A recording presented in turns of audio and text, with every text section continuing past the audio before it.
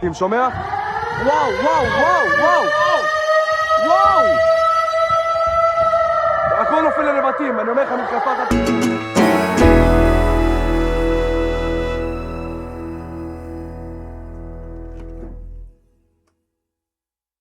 ഈ ഇപ്പോഴത്തെ അമേരിക്കയിൽ നടക്കുന്ന അല്ലെങ്കിൽ അമേരിക്ക കാരണമായിരിക്കുന്ന ഈ യുദ്ധത്തിനെ നമുക്ക് എങ്ങനെ വിശകലനം ചെയ്യാം?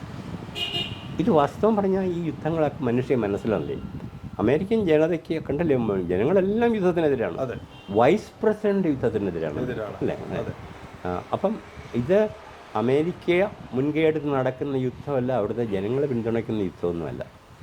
അതുകൊണ്ട് അത് അവർക്ക് ഇഷ്ടമല്ല. കാരണം ഈ ഒരു ദിവസത്തെ ചിലവ് $1 ബില്യൺ ഒരു ദിവസത്തെ യുദ്ധത്തിന്. ഈ ബില്യൺ എവിടെ നിന്ന് വരുന്ന? നമ്മുടെയൊക്കെ ഇൻകം ടാക്സിൽ നിന്നും സെയിൽസ് ടാക്സിൽ നിന്നും പിടിച്ചെടുക്കുന്നില്ല.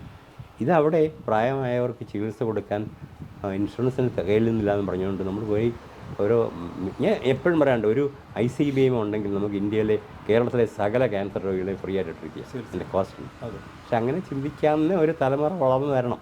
ഇത് ഇപ്പോൾ ലോകത്തെ പല രാഷ്ട്രങ്ങളെയും ഈ യുദ്ധം ബാധിക്കുന്നുണ്ട്. അവിടുത്തെ പ്രവാസി സമൂഹത്തിനെയോ അമേരിക്കയിൽ? പ്രവാസി സമൂഹം ബഹുഭൂരിപക്ഷവും ഇതിനെതിരാണ്. കാരണം പൊതുവേ നമ്മൾ ഇന്ത്യക്കാരെ സമാധാനപ്രിയരല്ലേ. അതെ.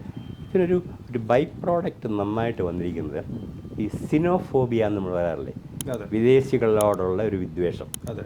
ഈ സിനോഫോബിയ ഇപ്പോൾ ഒരു പുതിയ രൂപത്തിൽ നമുക്ക് അനുഗ്രഹമായിട്ട് വന്നു. അതെ. കാരണം പണ്ടൊക്കെ അമേരിക്കയിലെത്തിയിരിക്കുന്ന നോർത്ത് ഇന്ത്യനും ആന്ധ്രക്കാരനും പഞ്ചാബിയും തമിഴ്നാടുകാരനും മലയാളിയും കർണാടകയും ഒറീസക്കാരനും ആസാമിയും ഒക്കെ തമ്മിൽ ഇന്ത്യയൊക്കെ തന്നെ. പക്ഷെ അവർ തമ്മിലൊന്നും വലിയ മാനസികമായ അടുപ്പമില്ലായിരുന്നു. വല്ല ഇൻഡിപെൻഡൻസ് ഡേക്ക് പോയൊരു കാപ്പിയെല്ലാം കുടിയൊക്കെ. ഇപ്പോഴതല്ല.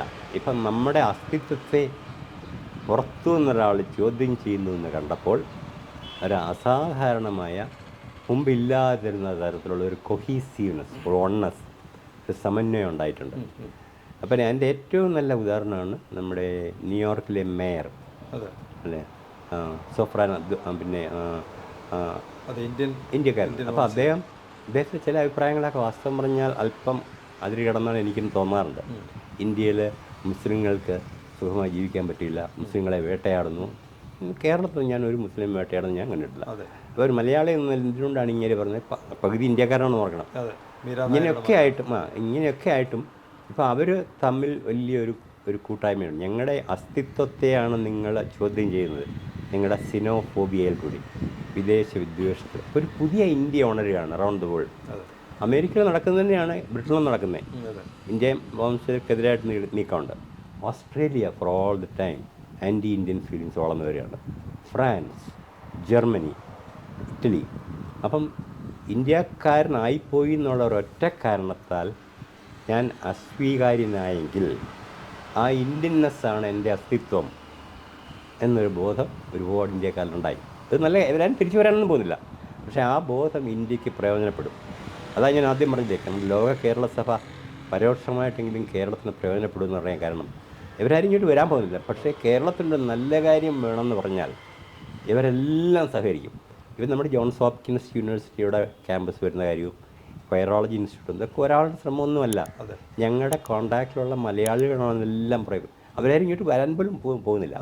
പക്ഷേ നമ്മൾ പറയാറില്ലേ, you can take a Malayali out of Kerala, but you cannot take Keralam out of a Malayali അല്ലേ.